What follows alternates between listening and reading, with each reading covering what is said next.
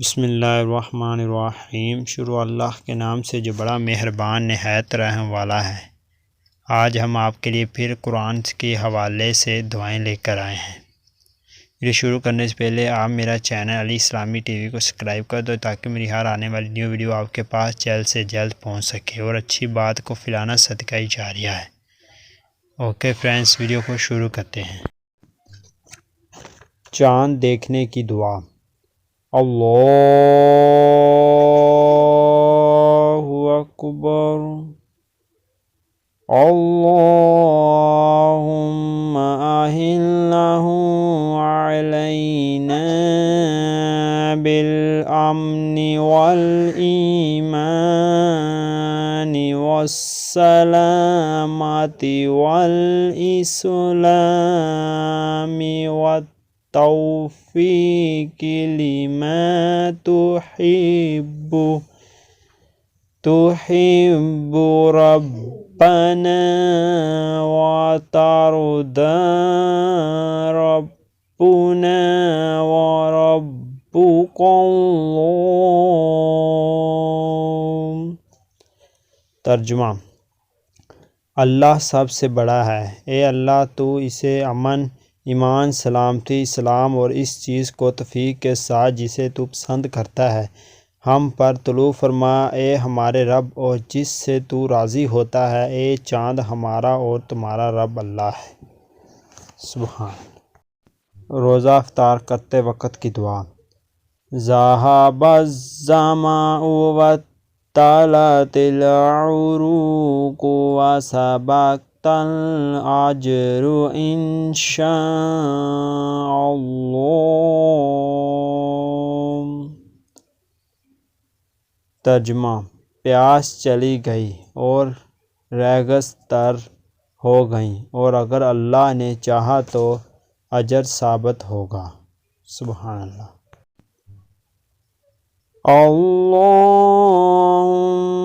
انی اسألک برحمتک التی وسعت کل شیء ان تغفر لی۔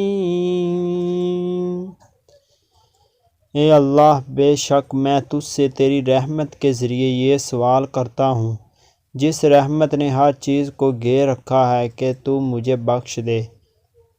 سبحان اللہ۔ افطاری کرنے والے کے لیے دعا۔ افطر عندکم الصائمون واکل طعامکم الابرار وصلت علیکم الملائکہ۔